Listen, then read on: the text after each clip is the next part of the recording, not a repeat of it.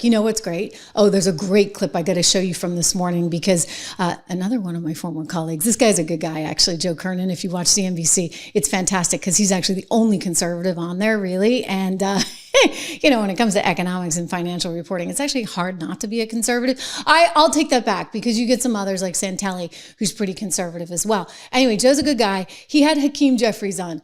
And, you know, Hakeem, he got really beaten up on this clip. I mean, it is fantastic. This is what we call must-see TV. Occasionally you have these moments in cable, believe it or not, and you know I got to bring it to you. Let's watch Hakeem Jeffries as he tries to justify ridiculously this shutdown. Kerna's not having it. But Leader Jeffries, you kind of conflated a spending bill with a clean CR. It's only 24 pages. It keeps the government open at this point. And the House passed it. It's ready to go. The Senate has it. I know that the Republicans control everything, but you know how the filibuster works. And God forbid Republicans, fold on the filibuster because it'll be used, both parties will use it against the other. It's one of the last safeguards that make the Senate different than the House. And the only reason the Senate can't do it is purely because of Democrats. And you had one of your colleagues in the Senate say, this is the only leverage we have. People are going to get hurt. This is the only leverage we have to get what we want on health care. That's a bad look. Yeah, this is not about leverage. And by the way, if the votes of Democratic senators are required, then of course there should be a bipartisan discussion about enacting a spending bill that is designed to actually make life better for the American people, lower the high cost of living in an environment where Donald Trump and Republicans promised that costs were going to go down on day one. Costs aren't going down. Inflation is moving in the wrong direction. The Trump tariffs are causing thousands of dollars of additional expense on everyday Americans. Grocery costs have gone up. Housing costs are going up. Electricity bills are through the roof. And now tens of millions of people are facing dramatically increased health care premiums, in some instances, $1,000 or $2,000 more per month. These are working class people. This is unaffordable. And of course, it's a crisis that is before us right now. But what changed from when the Democrats said we will not negotiate when the government is shut down on health care? Not now, reopen the government, then we'll negotiate. That happened in 2013. What happened?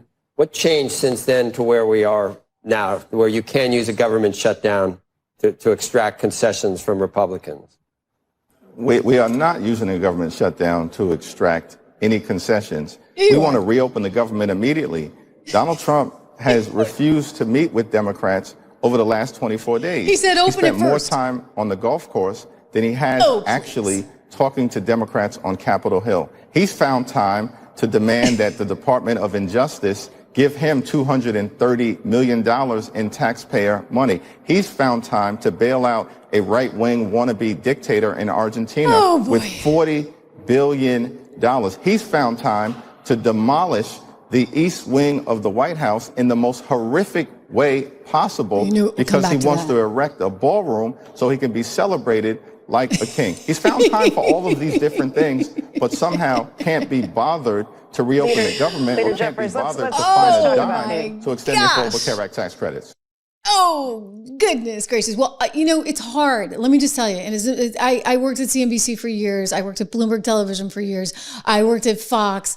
I worked at CBS. When I was at CNBC, I was at NBC News as well. So look, I've seen it all. I was even at one point somebody who would go on Good Morning America and talk about the economy there. So like, I get it. I know the constraints that these anchors are put. This is why I love it over here, right? Like, make sure you subscribe, share, like, and hit the bell and say you want all notifications. But it's a whole different ball game over here. So like, Hakeem, well, actually, I wouldn't have let him get away with even that on my show, but, he probably wouldn't come back on my show. So they have to play this little dance, right? But I love that Joe pointed out, hey, why didn't you guys make a fuss way back when? Like, why is it suddenly now? I mean, we know the answer. It's TDS. And then he starts to go on, he's giving $40 billion to, 40 million, forgive me, to Argentina. Part of that, by the way, guys, is because the U.S. and U.S. investors have a lot of money invested in Argentina. It goes back to the Brady bonds. I actually used to work at Goldman Sachs many years ago and traded Argentine. We were trading Argentine, we were trading Mexican, Venezuelan, and Brazilian bonds. So I know a lot about this stuff. And because we have an investment there, it's important that Argentina succeed for us, right? Like when Milei got elected, guess what? US markets went way up because we have investments there. So that's actually a little bit more complicated than Hakeem Jeffries wants to make it to be. So there's that. And then there's, of course, the ballroom, which is such a point of contention. Guys, we're not paying for it. I love it. You know, he's making it look a lot better. And why wouldn't you want that? Well, they don't want it because they don't want anything that makes him look good, period. Right? They just want to go back to their mantra of we need more money, we need more money, we need more money. Heck, he's willing to give you National Guard in some of your worst cities. You don't want that money. You just want your money that you can control and that you can then, I guess, give out to illegal migrants. Well, that's what you did in California. And according to Dr. Oz, this is important. This is what they just found, like a lot of money that's been going directly to illegals. Watch. You know, there have been accusations by the Democrats that that's not really a thing, that money from the federal government's not going to illegal immigrants. Maria, just in the last few months, in the few states that we've examined, less than half a dozen, we've identified more than $1 billion with a B, more than $1 billion of money, federal tax dollars that have gone to illegal immigrants. We're actually clawing that money back from those states now. But the fact that that could still happen is very frustrating to all of us. And why would you want to repeal that after all the work that was put into ensuring that these programs that work so well for vulnerable populations would remain intact financially? Yeah, did you hear that? $1 billion. That's a lot of money, you guys. $1 billion. And you know what's even more money? What's even more money is what they're trying to do with the $1.5 trillion. That's how much they want. And even though they say, oh no, the federal government cannot give any money to anybody who's here illegally, they give it to the states. And when they give it to the states, guess what? The states then give it out to the hospitals for illegal healthcare. And that's why we learned that California in particular had been given out more than $600 billion.